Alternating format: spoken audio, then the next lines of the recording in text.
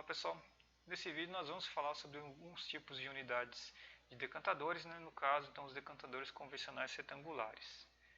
Essas unidades elas vão ter então formato prismático retangular, né? E aqui então a gente tem dois exemplos, um deles cheio e outro então vazio, e aí que vocês podem ver então os equipamentos. Nessas unidades, né, pegando aqui pela ordem aqui da entrada, né, de água, então a primeira atenção nossa vai ser na entrada de água. A água a gente tem que lembrar, né, que está vindo do floculador, a gente tem flocos e a ideia é que a gente não tenha o rompimento desses flocos no trajeto. Então é importante aí você ter um cuidado nessa transição, né, sem ter turbulências, coisas que vão levar ao rompimento dos flocos. E também outra coisa importante é você garantir a distribuição equitativa então, de vazão ao longo então, do decantador. Nisso a gente, em relação aos arranjos, a gente pode ter a ligação direta, né? Então você já colocar na parede aqui, você tem um floculador e depois na parede subsequente você já ter o floculador, né? Você já tem a transição direta, né?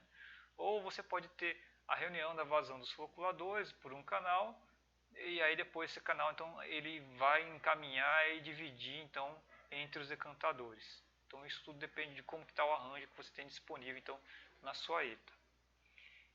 No caso, né, de reunião e divisão, né, você vai ter que ficar também atento, né, na entrada do decantador, fazer o afunilamento do canal de entrada. Para quê? Para que você tenha essa repartição equitativa, né, da vazão. E, bom, independente dessas duas possibilidades, né, ficar atento também sempre, né, colocar uma cortina perfurada, também para garantir a repartição equitativa da vazão. Então, como falei aqui, né, quando a gente está reunindo a vazão e aí redistribuindo entre os decantadores, né, você tem a necessidade de fazer o afunilamento. Então, você tem aqui o fluxo de água está vindo por aqui, né, e aqui, sem esse afunilamento, né, a tendência é que você tenha vazão maior aqui do que aqui. Velocidades, né, maiores aqui, né, do que aqui. Com esse afunilamento, você deixa isso aqui mais equitativo, né, você tem também esses defletores que também vão auxiliar, né? E isso aqui, só para ilustrar, né, gente, isso aqui é de uma caixa de areia, né, que também é o decantador, né, que no caso a gente está visando a sedimentação de partículas de areia. Aqui a cortina perfurada, então vocês estão vendo que são chapas de madeira, tem aqui aberturas, né, e isso aqui você garante então uma distribuição também homogênea ao longo, né, da largura e da altura do decantador. Que aí você tem essa distribuição então mais homogênea, né? Evita as zonas mortas, né? Isso aqui ocorre quando você tem uma água então mais quente, né? E aí você tem esse risco, né? Mas não vem ao caso aqui no caso de água de abastecimento, né? Bom, e aí a gente em decantadores ideais, né? Outro aspecto que a gente busca manter, né? É evitar a ressuspensão de lodo. E aí para isso, né, uma das coisas também que é importante é o que? Você manter esse decantador limpo. Se você deixar ele lotado de lodo, lógico que uma hora ele vai ressuspender o lodo. Então é preciso você ter a manutenção da limpeza desses decantadores. E isso pode se dar de forma manual, mecanizada ou hidráulica. No caso da hidráulica, lá então você tem que ter uma inclinação de fundo maior, né, para que a pressão de coluna d'água, né, seja suficiente para movimentar o lodo. A tubulação de descarga ela tem que ter um diâmetro suficiente para dar vazão a esse lodo, né? E você também tem que ter facilidade de acesso para a manutenção. Então, aqui a gente tem as limpezas de decantadores de forma manual, né? Você ainda tem também uma inclinação de fundo de 5%, né? Uma canaleta central, mas aí você tem a atuação, vocês estão vendo a atuação de operadores com jato d'água, rodos aí puxando então esse lodo, né? Para fazer a descarga. Então essa aqui é uma das partes, né, que gasta também bastante água no processo lá da ETA, que entra naquele coeficiente lá da ETA, né, de consumo de água. A outra é a forma mecanizada, e aí a gente vai ter, um dos arranjos que a gente tem são essas pontes rolantes, né, que elas vão se movimentando com o raspador de fundo, né. Enfim, a gente vai ter outros arranjos aí também possíveis, né. E aí isso daqui também é combinado com uma remoção hidráulica, né? Então você tem aqui o raspador no fundo, ele leva até uma parte aqui no início aqui do decantador, onde você tem aqui então essa canaleta aqui, né? Ela tem uma inclinação aqui maior, né? Maior que 45 graus, né?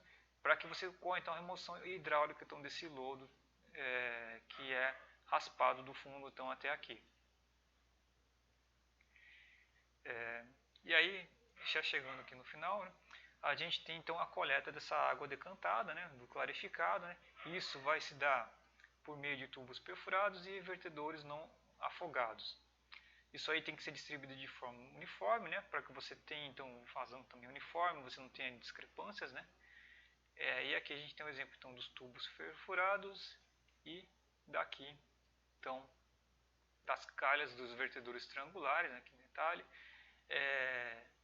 com distribuição homogênea. E outra coisa, né, outro detalhe importante, né, aqui nos decantadores retangulares convencionais, né, eles devem ser então na parte final do decantador, né, para pegar então o líquido então clarificado.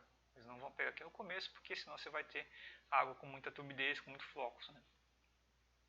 Então tem uma zona aqui que você pode manter essas calhas coletoras, que você garante então a coleta num clarificado bem isento de materiais suspensos.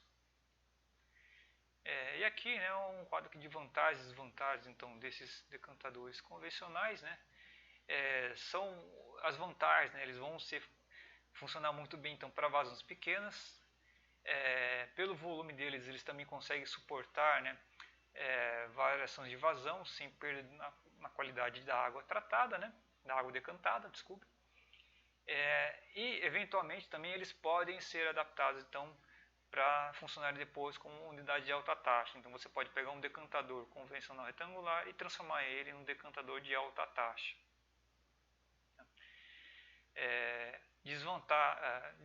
Bom, mais à frente aqui, né, na hora que eu falar de decantador de alta taxa, vocês vão entender então o que eu estou falando sobre isso.